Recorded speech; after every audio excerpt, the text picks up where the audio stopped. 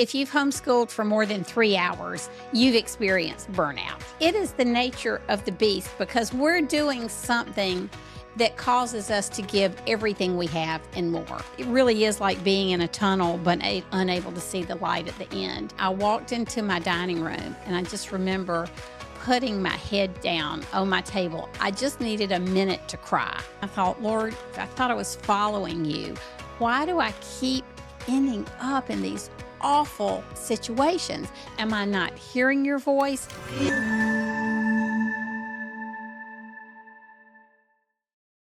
Hi, and welcome to the Zan Tyler podcast, where our goal is to help you thrive in your homeschool. Today, we're going to talk about something that I believe every homeschool mom faces, and that is burnout.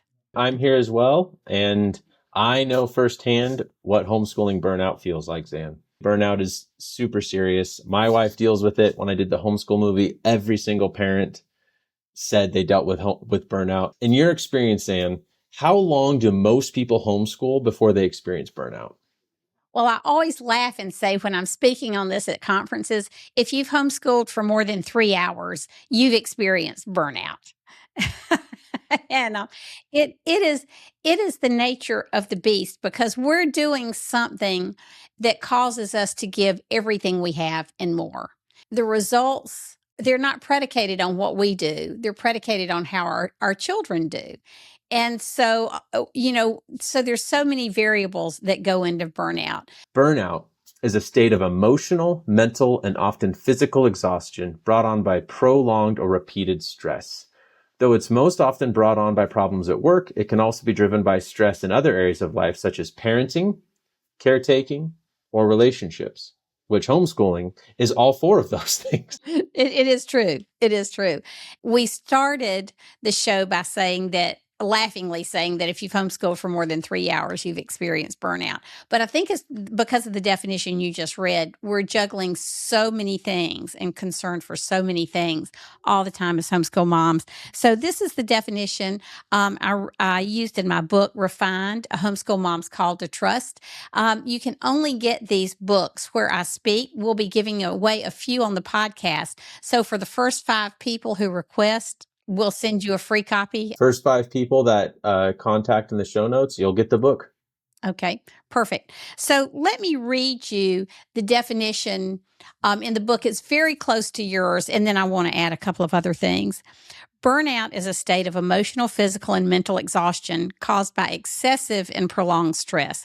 It occurs when you feel overwhelmed, emotionally drained, and unable to meet constant demands. It's just the life of a homeschooling mom.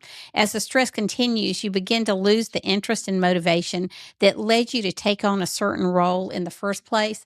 I think that's might be your first sign that you need to take this a little more seriously and that it's a little more than just the normal day-to-day stresses, that you're losing your will and your motivation with homeschooling. Burnout, this is my addition, is total exhaustion. It is not your imagination. Sometimes I think we just want to say as homeschooling moms, I've just got to get my act together. Let's get it together. I just got to put it aside. But it really is like being in a tunnel, but unable to see the light at the end. So what led to your most significant understanding of it? So this was a situation I had in the fall of 1991. So it would have been our 7th year of homeschooling. The boys would have been like 12, 10, and Lizzie would have been 3. And so we started the morning like any other morning. I got a phone call that I usually didn't take phone calls during the school day. This is when we had normal phones and not cell phones.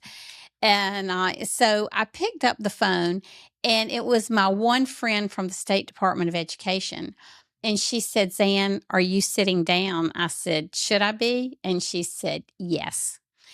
And so we had a situation, it's complicated. I don't want to spend too much time talking about it, where Joe and I had started a homeschooling association, the South Carolina Association of Independent Homeschools. We'll call it SCAES. It's a mouthful. In response to all the legislation and litigative problems we were having in South Carolina. And so we were, HSLDA, Mike Ferris and Dee Black were functioning as our attorneys. And we felt like we had a legal premise, a strong legal premise that this organization was based on. So a friend of ours, a friendly legislator, said, Zan, let's just ask for an attorney general's opinion on this. If you get a positive opinion, your troubles at SCAES will be over. We were being sued by multiple school districts at this time. And I was gonna ask so the problem was lawsuits by school districts were being pointed directly at SCAES. SCAES, yes. Thank you. Okay, carry on. So the answer would have been a positive attorney general's opinion. And so she said, this friend of mine at the State Department said, Zan, we got the Attorney General's opinion back today about SCAES, and it's negative.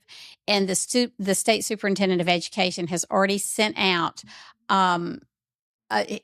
notices, or probably I would imagine a FedEx overnight notices to all local school superintendents saying anybody who is going through SCAES is illegal. And she said, you're on the top of that list. You're on everybody's blacklist right now in South Carolina when it comes to education. And so I just remember thinking, I walked out of our schoolroom. We had an enclosed garage, and is where we kept all of our stuff, but we did do some schoolwork there. And I walked into my dining room, and I just remember putting my head down on my table. I just needed a minute to cry. And I thought, Lord, I thought I was following you. Why do I keep ending up in these awful situations? Am I not hearing your voice? And at the time I had been reading the book of Daniel, and I said, while I'm at it, let's talk about Shadrach, Meshach, and Abednego. Now, I wasn't going through all of this in my head, but I'll explain a little bit of the background to you. Most of you will know that it was when Nebuchadnezzar had come in from Babylon, and they were they defeated Jerusalem and Judah. And Daniel and his 3 friends were taken. They were kidnapped from their home, and they were taken and they were put in Nebuchadnezzar's elite school because they were noble, they were smart, they were good looking, all of those things. Talk about compulsory attendance. And so these 4 guys find themselves there. So they have hardship after hardship. First, they challenge the king's food and drink, and they win that challenge. In chapter 2, we see Nebuchadnezzar had a dream, and if somebody can't tell him what the dream was and explain the dream, all the wise men in Babylon are going to be killed, and Daniel and his 3 friends were part of that. We know what happened. They all got together and prayed, and the Lord gave Daniel the dream and the interpretation. And so now in chapter 3, we see where Nebuchadnezzar had built a 90-foot statue of himself, or of a great god. I mean, he viewed himself as the god. And everybody who was anybody in the kingdom of Babylon was invited to come. And the instructions were, when the orchestra starts playing, everybody is to bow down and worship this statue. Well, we know what happened. Shadrach, Meshach, and Abednego refused to bow down and worship. Well, there were some people in the kingdom who were were so jealous that these 3 Jewish young men had been given so much authority in the kingdom, and then Daniel even more, that they couldn't wait to get back and tell Nebuchadnezzar, these 3 men you appointed and gave all this authority to, they did not bow down and worship that statue. And so the king must have really liked them. I mean, there's no Fourth Amendment rights or privileges in Babylon. Life and death is in the hand of the dictator. And so he gives them one more chance. Shadrach, Meshach, and Abednego, who is the God that can protect you? You need to bow down and worship me, or you're going into the fiery furnace. And they make their famous statement, well, God can choose to save us or not save us, but we will never bow down and worship you. And so at that point, they make the fire so hot, 7 times hotter, that the men throwing Shadrach, Meshach, and Abednego are burned to death, just throwing the young men in there. And so now let me get back to myself crying at my desk. And I'm saying, and Lord, while I'm at it, what about Shadrach, Meshach, and Abednego? You think you couldn't have just left them alone? I mean, they'd already been kidnapped. They'd already gone through all these trials in Babylon. And now you're going to throw them in the fiery furnace? Can't we all get a break here? And so I'm having my pity party. I'm crying. I'm thinking about all this in my head. And I happen to turn and look out my dining room window to the side, and a police car had just driven up. And the policeman got out, and they looked like angry policemen. They had their hands on their guns, and their faces, I can't describe it, were very taut and extreme. And I thought, do they know how little I am? They can just come and, knock on the door and take, is are the dramatics really necessary? And so in that moment, I just had to run to the schoolroom, get Ty and John, tell Ty, take your brother and sister upstairs. Do what you need to do. Lock the bedroom door. I don't want Lizzie, my 3 or 4-year-old, seeing me handcuffed and put in a police car and taken away. And whatever you do, don't make a noise and don't come outside that room until you know that I'm gone. Then call Papa, my daddy. He's an attorney by trade. He'll know what to do. And so all of this is just happening in split seconds. And so, that's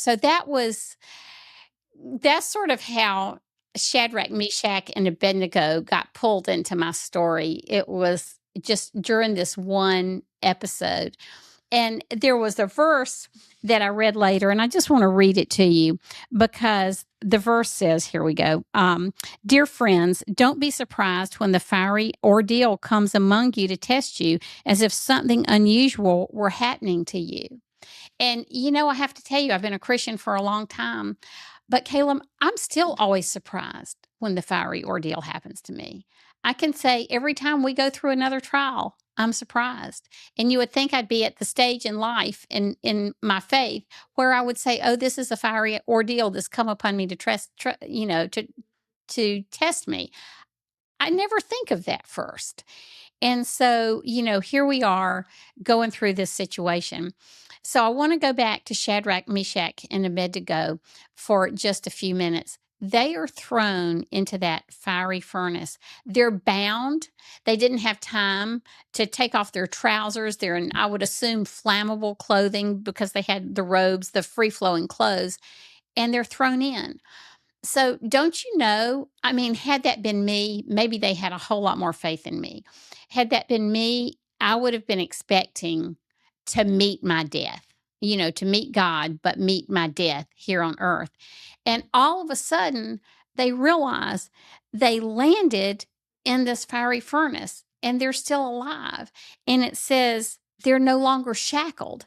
That means somebody had to break their shackles. It didn't happen on its own. And they look up and they see this fourth man that Nebuchadnezzar himself describes as looking like a son of the gods. But what we know, so I really studied this as I got away from this in my own personal situation. R.C. Sproul, Matthew Henry, Charles Spurgeon, all agree that Jesus, the fourth man was Jesus, not just an angel of the Lord, but this was Jesus come to meet with these 3 men. And so I've tried to really, in a sanctified way, imagine this scene. What did they do when they saw Jesus? It just makes me want to cry. Instead of being dead, they're seeing a risen Savior. This is an epiphany. They're seeing him in the flesh, and he's talking to them. Don't you wonder what he said to them? Well done. Or, there's that old hymn, he walks with me and he talks with me and he tells me I am his own. And, what did Jesus say to them? I know this. I bet they were never the same after that experience with Christ. And, there's an old song by Rich Mullins that says, we're going to meet him in the furnace long before we meet him in the air. And, since then, I've always thought that just in the same way God built that fiery furnace mean, it was like he went to a lot of trouble not to leave them alone. And they're in this fiery furnace where they have their most intimate meeting with God this side of heaven that they'll ever have. And it was life changing for that. How did it change their life? That, it just, that that story just amazes me. I can't wait to see Shadrach, Meshach, and Abednego in heaven and ask them all these questions. I can't wait to meet these guys. But I thought that is what Jesus does for us. Instead of leaving us alone and letting our lives go, just perfectly all the time, he introduces these things into our lives and builds these fiery furnaces for us so that we can meet him in the same way, so that our trials are no longer, I mean, there's still fiery furnaces, but in them we meet Christ in a way that we've never met him before. So I think my last part of the definition of burnout is we are burned out if we are in the fiery furnace and we don't see the fourth man. But when we see Jesus, when we see the fourth man amidst all of our trials, and we have that special fellowship with him, then I think that is the thing as believers where we know God is with us, he's alive, Christ is walking with us, and he's telling us all the same things he told Shadrach, Meshach, and Abednego. He walks with us and he talks with us and he tells us we are his own. And so, it was really that story that was life changing for me in terms of burnout and what it is and what it isn't. So in that moment with the police and that story, what happened? So So it's really a funny ending. So I walk out on the porch and they start asking me questions that are really not what I expected them to ask me. And and finally they looked at me and they said, "Mrs. Tyler." Now we live in this quiet neighborhood. It's all cul-de-sacs and it's small. One way in, one way out. And they said, "Miss Tyler, there's been a robbery, two armed robberies in your neighborhood this morning, and we think the thief is in your backyard." And I looked at them and I said, "Praise Jesus," because I thought, a thief in my backyard, let me at him. Just don't mess with my kids. right, man. And Woo. Joe was so funny. Joe's got the sense of humor in our family, and he was always doing skits with the kids. We worked with youth group, and we're always doing these skits and these funny things. And so after it was over, I remember telling the kids, "Well, that was a skit God put us through to prepare me for the thing that scared me most." And that, going to jail, Joe used to always say, "Zan, if you go to jail, it's really a break for a homeschooling mom, if you think about it. You got 3 hots and a cot and you're not teaching school." you know? But which is not true. I know that prison is no walk in the park. But just to be yeah, clear, the official stance of Zan Tyler and BJU Press is prison is not a great alternative to homeschooling. that's right. Just But like Joe would always try to keep me laughing through all right. these threats that were sometimes fairly significant. And but it was like God was saying through that. I mean, the timing couldn't have been more perfect. I get this call from the State Department. The policemen show up at my door. Has that ever happened before? No. And then they tell me what it is. And it was like God saying to me, "Zan, I've got you. More importantly, I've got your kids." That was the thing I was most worried about, because everything up until this point had been arbitrary and capricious. Why wouldn't they come take my kids or take me to jail? And so, it was not that I was never scared after that, but it was just a different level of trust God gave me at that point in my life through that circumstance. There was so much happening emotionally at that time that I'm sure it was in a if you hadn't got the call about skays and things were totally normal, it's funny how the story of the policeman showing up telling you there was a thief in your backyard. I mean, you probably would have actually been Scared. You would have been like worried. There would have been concern. Like at that point, you're like, okay, cops, come in my house now. Like, go get them. Go get them. So that was your cause of so I wanted to ask two things in that. Were you experiencing burnout as well? And also, in all the years you've traveled and helped other homeschool families, what are the consistent, biggest causes of burnout that you see? I would have to say definitely, yes, I'm facing burnout because this is our 7th year to homeschool. We have either been since 1980, we started in 84, since 85, we had either been in court, in the legislature, or some type of turmoil with the State Department of Education the whole time we've been homeschooling. We've tried all different tactics in the legislature. We've tried, HSLDA has been trying lawsuits and protecting people for 7 years. This has not been a walk in the park. And so when this happened, it was just, it really, this last little bit of getting this negative attorney general's opinion and everybody going through SCAs, really, it did. It was like, I'm done. But, just sometimes in life, you can't quit. And as the Lord showed me the story of Shadrach, Meshach, and Abednego and reminded me that fiery trials are here for a reason, and I believe one of them is just to see Christ more clearly, then it began to give me a renewed perspective on life. And it was actually, this was September, I think it was September of 1991. And then later in October, Mike Ferris argued a Supreme Court case, one of our cases that had gone to the Supreme Court level. It was a class action suit, and actually won.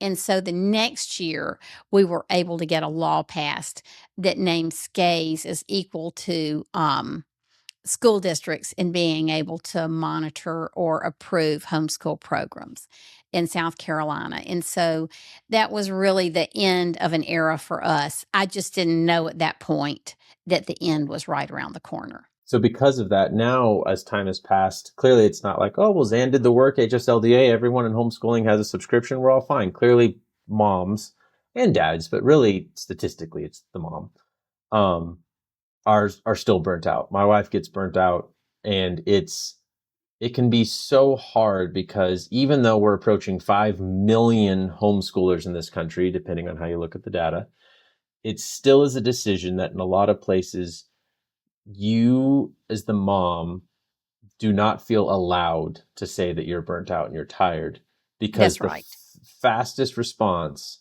from even those that you love, that you really need their support, is just put those kids back in school then. Well, put them in Obvious school. solution. You're tired. Just put them in school. So it's like, it's one thing to feel burnt out and have a safe group of family that you can lean into. It's another to feel burnt out and feel like the world's telling me I have brought this burnout on myself, and this is my fault. Yes, that's right. I really think there are 3 major causes of burnout. And in Exodus, there's a great story about Jethro and Moses. Jethro is Moses' father-in-law in Exodus 18. And it's right when Moses has come back from God has used him to save the people of Israel. And he tells Jethro everything God has done. And Jethro, I believe, was a Midianite priest and not a believer in Moses' God. And after Moses tells him this, Jethro makes a profession of faith. So they go back to Israel together to the camp. Jethro eats with the 70 elders. And the next day, he watches everything Moses is doing. Moses is standing in the camp. Now, this is over 1 million Israelites. And all day long, he judges between them or interprets the law of God for them in different circumstances they're facing in life. And Jethro says to him, "What is this thing you are doing, Moses? If you keep doing this, you're going to wear out and these people with you. So if you think I'm speaking for God, I would tell you to appoint commanders of tens, fifties, hundreds, and thousands, and let them handle the things that they can handle and only bring to you the major issues, the most major issues." And he says something really interesting in scripture, and I'm paraphrasing. And he says, and if God is in this, and if you do this, then you and the people with you will be happy. and basically will be able to endure these circumstances. And so, I think there's a lesson for us in this, that there are some things we can delegate in life. There's some things we can't delegate. There's some things you can delegate. And so, what is it in life you can delegate? I can remember really at one point just being at the end of my rope. Lizzie was a toddler. I was homeschooling the boys. Joe was on the road all the time. I was working in the legislature. And I told Joe one night when he came back, he'd been gone all week. I said, I just can't do this anymore. I can't. And so Joe sat down with me and he said, all right, let's figure out what you need. Let's talk through it. And then Monday, we started praying. And Monday, I got a call from a dear friend of mine and said, my high school daughter just graduated. Zan, she doesn't know what she wants to do yet. Could you use a mommy's helper for 2 days a week? Oh, my word. Christy came. They knew we couldn't afford a lot. We'd had legal problems that we had been paying a lot of things before HSLDA came on the scene. And so Christy came to work for us for $5 an hour. This has been a while back. And she would just play with Lizzie or talk with, walk with Lizzie while I was homeschooling the boys. Or she would make lunch, which was the greatest gift for me, just not to have to make that one meal, And it was just that 2 days, that 6 hours of relief changed my life. And sometimes she'd be there. I could run down to the state house by myself without taking 3 little ones in tow. It was just life-changing for me, that little bit of help. So there are all kinds of things that homeschool moms can take advantage of today. Trade off with a friend. Find a co-op that works for you 1 or 2 days a week. Find the BJU Press video series. If you need help teaching, use those videos. They are amazingly awesome. And but there are all kinds of things you can do to give yourself the break and the time you need so that you are not always in that state of burnout. This podcast is brought to you by BJU Press Homeschool.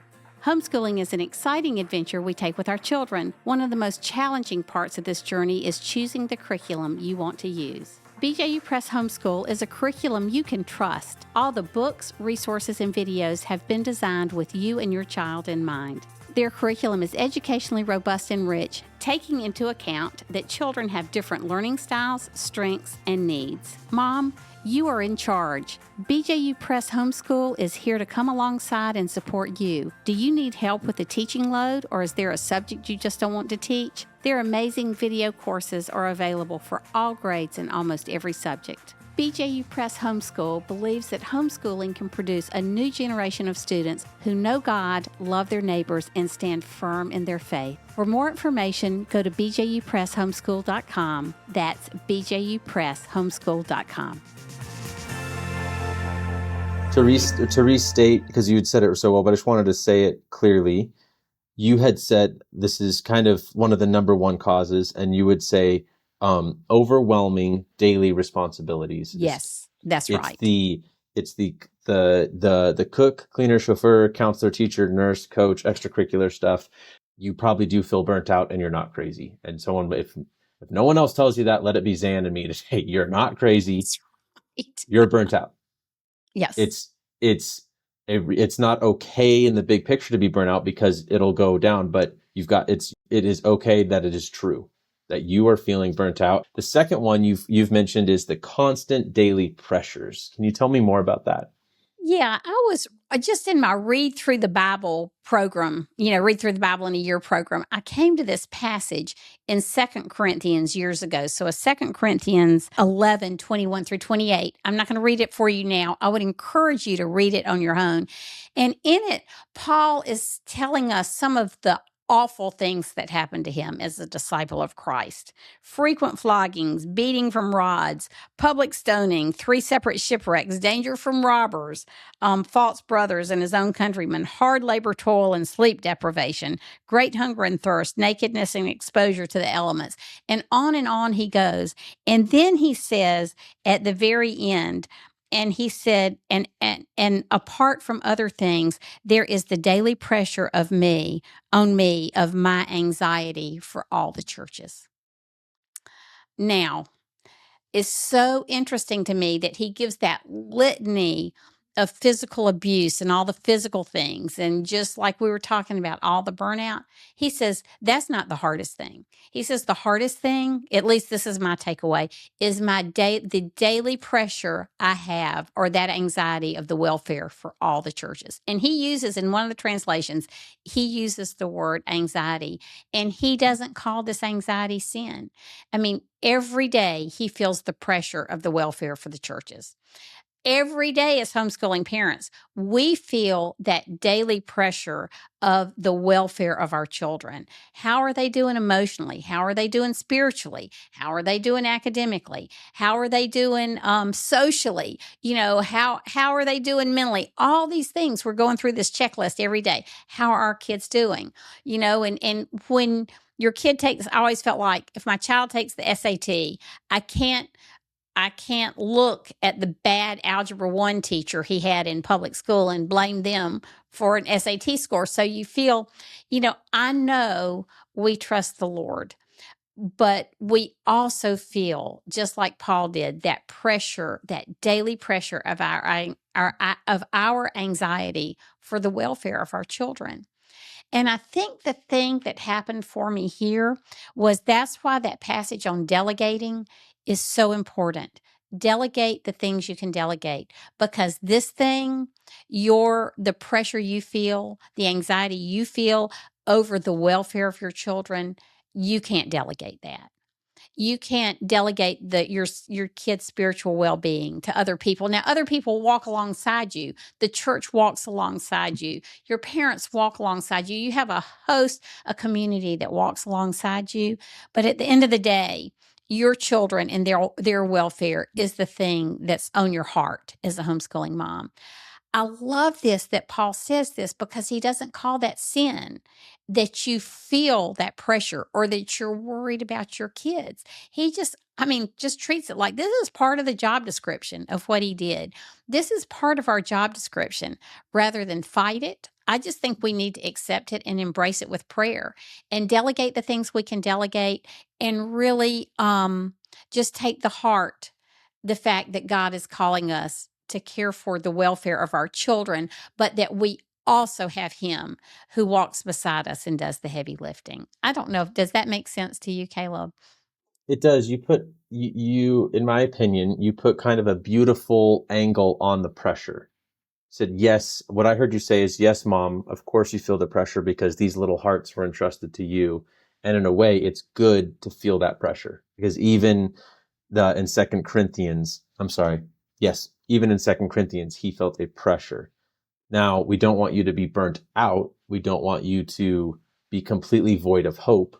It's not that. What I heard you say is it makes sense and it's okay to feel the pressure. But I think it's where does that pressure, like a pressure valve has to have a release, right? Like a healthy, where otherwise it's a bomb. That's a pressure cooker. That's right. Well, so how, Zan, do we make sure, maybe make sure is too blunt, but Zan, what would you say to that mom, maybe an advice in this season? Like, how do we make sure you are a pressure cooker making delicious food and not a bomb? Yeah. Because those are the only two things pressure can become. Creates heat and makes delicious food, which if you want a quick hack, you should get a pressure cooker, because pressure cookers, you throw some water and rice in there and some chicken and like a curry, it just cooks. There's your dinner. It was the first Instapot. What can we say? That's right. Yeah, the Instapot. So how do we make sure the mom's an Instapot making some good food and not a bomb? That's right. So this happened in the very beginning of our homeschooling, because you just have to know that everybody was always commenting on our homeschooling. We're the only people in the world that most of our neighbors or people at church or in our family have seen that nobody's ever heard of homeschooling in 1984. So it was like when I first started, every day somebody had something negative to say to me about homeschooling. I couldn't go to the grocery store. I couldn't go to church. I couldn't be in the neighborhood without somebody telling me something else that was going to happen to my children because I was homeschooling them. And so it was just like this alarm clock started going off in my head internally every morning at 2:00. And I would wake up. And Joe was my best friend. And I knew he wanted to have this conversation with me at 2 o'clock in the morning. I would wake him up every morning at 2 without fail. And I'd say, "Oh, honey, I didn't tell you about this. I got to tell you what so and so said to me. Do you think she's right? Do you think I'm really ruining the kids and they'll never be able to get a job and they'll never have a playmate and they'll never be able to really, and on it would go." And so finally, after several weeks of this, Joe looked at me and he said, "Zanny," when I woke him up, "Zanny, Jesus is always awake."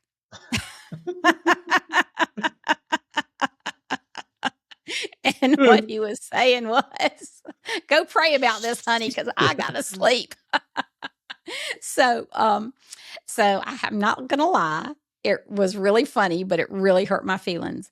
But I did get up and I prayed.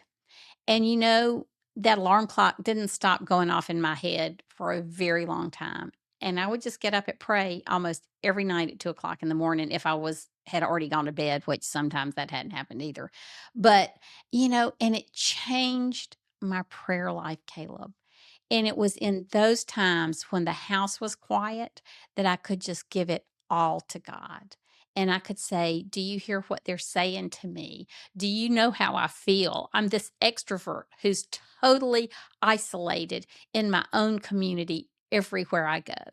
And it just was like the Lord was there. It was just that old hymn. My grandmother used to sing it and play it all the time. "He walks with me, he talks with me, he tells me I'm his own." And, it was those times became so significantly precious for me. And I feel like it changed my kids' lives too. So we don't want to live with the worry. We want to take it to Jesus. Sweet hour of prayer. All the old hymns that talk about prayer, man, those things are, and fellowship with Christ, those things are worth reading. Well, I'm going to go back to something briefly that you said. And actually, I experienced this with my wife too. My wife, when she listens to this podcast, we homeschool 5 kids. Of course she gets burned out. And I'm similar to Joe in that my first reaction is like, cool, emotions don't matter. Could care less how you feel. Let's get a notebook out where let's write down. Can you just line item for me, babe? What's stressing you out? We'll figure this out one at a time. It's no big deal. I don't need tears right now. I need solutions. Let's go. Which, as you can imagine, is just exactly what every homeschool mom needs. A spreadsheet. It's so helpful. No validation of emotions or feelings, straight to solutions. If just women would listen. No, I'm kidding. Of course, that just makes it worse. You said something that is so obvious, Zan, but even being a believer basically my whole adult life, I just don't do, which is to pray and believe, which I know is the most basic thing of like, we offer our issues and our praise and everything to God because he can handle it. He created the universe. He can handle your pressure. And we give it to him. And somehow we still act surprised when a prayer is answered. That's and I right. don't know, right. like for you, a mama's helper, like you've told me that story many times. Like, I didn't think, Caleb, okay, this is the mama's helper I need. Here's the network I'm going to reach out to. Here's what I can offer financially. It's like the Holy Spirit just rang the phone. Here you go, Zan. You're like, oh my gosh, like I hadn't even connected those dots that was the solution for this season that we're in right now. And so I just think it's an obvious thing. And I hope people don't just swipe away from the episode. But no, Zan's going to give you even more practical advice here from all the years that she's been doing this and helped others. But number one really is prayer. God, I'm burnt out. I'm tired. I'm exhausted. I can't do all of these things. I'm getting judged from my family, from my in-laws. My homeschool community is small. Zan had no homeschool community. So God can handle it, and you will be surprised with the solutions that he brings. So I think that's all I wanted to say. I just want to make sure that we do lead with, yeah, you're not crazy. You're probably burnt out or on your way to it. And 2, start with prayer. Really start with prayer. Okay. Now, the third thing you had said was, so overwhelming daily responsibilities, the pressure, and then you have a lot here. You wanted to talk about the genuine fear. Yes, there's a verse that says, I'm going to read this to you. It's fears within and conflicts without. And this is another verse from Paul, 2 Corinthians 7:5 and 6. For when we came into Macedonia, this body of ours had no rest, but we were harassed at every turn, conflicts on the outside, fears within. But God, who comforts the downcast, comforted us by the coming of Titus. So when Paul was at his wits' end, fears within, conflicts without, how did God solve that problem for him? He sent him Titus. He sent him a brother in Christ. He sent him community. And so sometimes it can be as simple as one person we can go to that God uses to comfort us when we're downcast and alleviate our fears. And I mean, it's interesting. All of these things were alleviated because God comforted us by the coming of Titus. And it really is so important, that community. It doesn't have to be a huge community. And it may be a ready built community. You can walk into a support group or a co-op, or it can just bring be one person the Lord brings to you. But if you're depressed and downcast, then often another person is the answer to the dilemma that God is going to send to you. When you do something like homeschooling, you are inviting fears and conflict into your life. You know, as homeschooling moms, we have those internal fears. Are we ruining our kids instead of blessing him? I mean, all the research is out there. We are blessing our kids, but we love them enough that we're concerned that we might ruin them instead of bless them. Those are internal fears. Then there are the external conflicts that just happen when you're doing something that is countercultural. And today homeschooling is so accepted, but it's still got that countercultural element. And people want to say to you all the time, just put the kids back in school, like we talked about. And so in the early days, there was a book by Louanne Shackelford, and I'll never forget reading this. Homeschooling is like building an ark in your backyard and hoping the neighbors won't notice. Right. But just by virtue of the fact you're homeschooling, you're going to invite conflict and fears into your life. And, you know, you're going to invite a lot of happiness and joy. I'm not negating that, but just in terms of talking about conflict, find that one friend that you can trust. And listen, if you're having a hard time and you're very happy in church, but your pastor doesn't care for homeschooling, find a spiritual influence in your life where there's an understanding of homeschooling. Because if somebody doesn't believe in the benefits of homeschooling, usually the first thing they will tell you to do is quit. So find the homeschool mom or counselor or support group where you can go, where other women have learned how to survive through the different pain points and just the joys of homeschooling. And if you are in a family of believers, you know, with your family, your in-laws, I'm talking grandparents, stuff like that. I think, tell me if I'm wrong, it's sometimes in our nature, we have a burnout moment, lots of tears. You don't want to invite more conflict, so you kind of get through it. Maybe you take a day off from homeschool, which, by the way, is probably a really good idea. But you don't address some things. And one of the things that we have found with people is it's okay to sit down your family, explain why this is so important to you, and why when you have the hard days, what is actually helpful. And I think that's a completely okay conversation to have. Like with the grandparents, be like, I know you don't understand. Here's the journey we went on to land here. Here why this is important to us. It would mean a lot if you could just have our backs. You know, just and I know you mean well, Mom. I know you need well, but when you say put the kids in school, it's adding salt to a wound in the moment. What would just be more helpful is just some encouragement. Good old fashioned, hey honey, you're doing a really good job. You know, I know this is hard. I'm really proud of you for listening to the Holy Spirit. Sometimes that's all you need. And the last thing you need is, well, you chose this, so put them in school. That's right. And you are You going to know, hear that. I mean, a my lot. mom and dad were the only two people besides Joe who stood up for me. And my dad stood up for me in the public square. And it just that one person, not just one person, he was my father, but that made a world of difference, just like Titus coming to the aid of Paul. All right, Zan, you really did, I believe, validate fears. It's okay to be afraid of those things. Of course, those are valid fears. And I think you gave some really helpful spiritual ways through. One thing you've kind of talked a lot about in your talks is the stop, drop, and roll strategy. What is that? What do you mean? How does it help? Yeah, fill me in. Firefighters are always teaching people to, if you ever catch on fire or you see somebody who's caught on fire, you stop, drop, and roll. Our first inclination is to run. Joe had a cousin who actually saved his sister's life. She was fixing breakfast one morning. She was a young girl, probably 10 or 12, and had on her mother's robe, and the sleeve caught on fire. And she just started running around the house like crazy, which is the last thing you want to do because you're fanning the flames with the oxygen and the running and all of that. And so he had just been through Boy Scout training on stop, drop, and roll. And he caught his sister and wrestled her to the ground and hugged her and just rolled over and over and over until the fire was put out.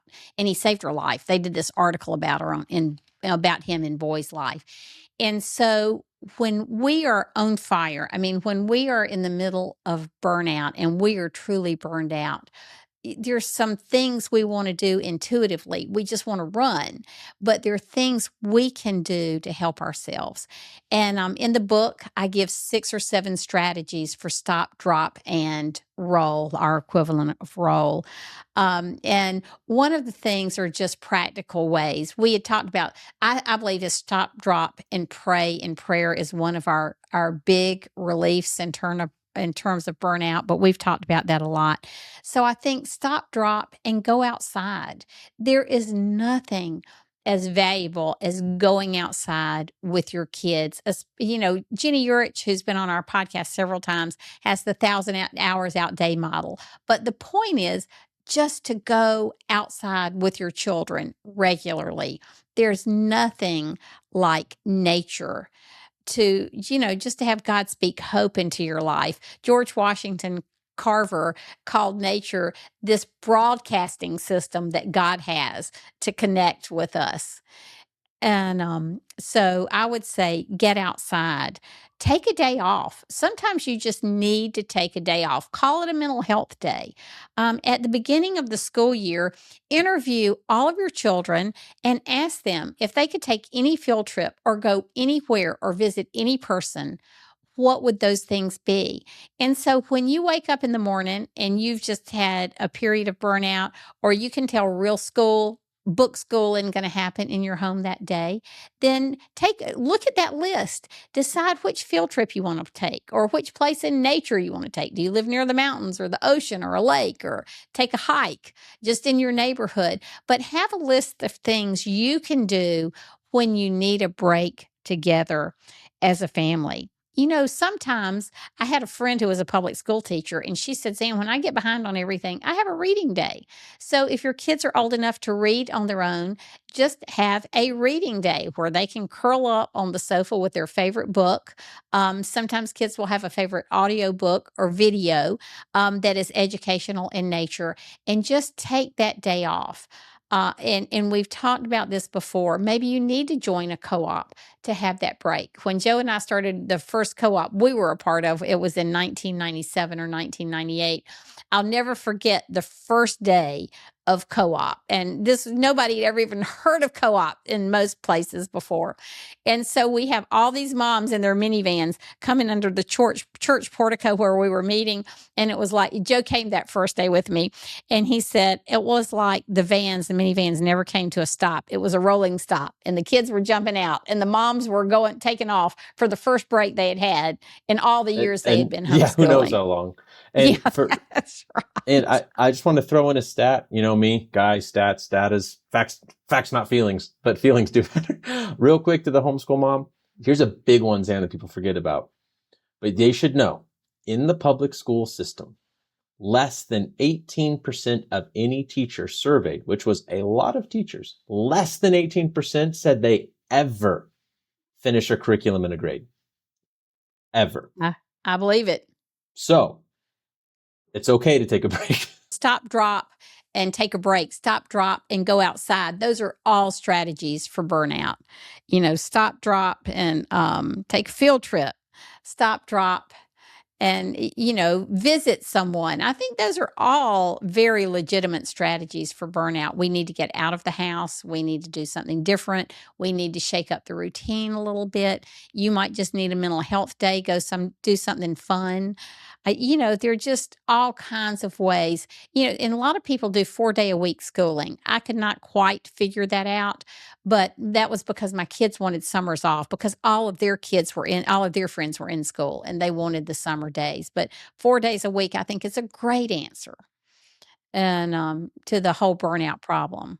And here's another solution that I can talk about as the husband to my wife. Yes. It is, you may, and I don't know whoever's listening or watching your relationship with your husband, but you might have to sit him down, get the emotion out, and also just be like, I am tired, I'm burnt out, and work on some solutions collectively.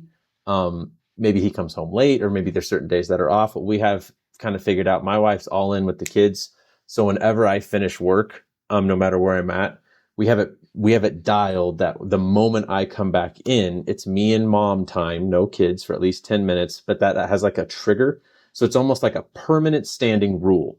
If dad was gone working and I come back, my job gets to switch. I'm still working. Like a dad is still a job, right? But my wife has been stuck in that job. So what happens is it's 10 minutes with her, and then it triggers that she is now completely alone.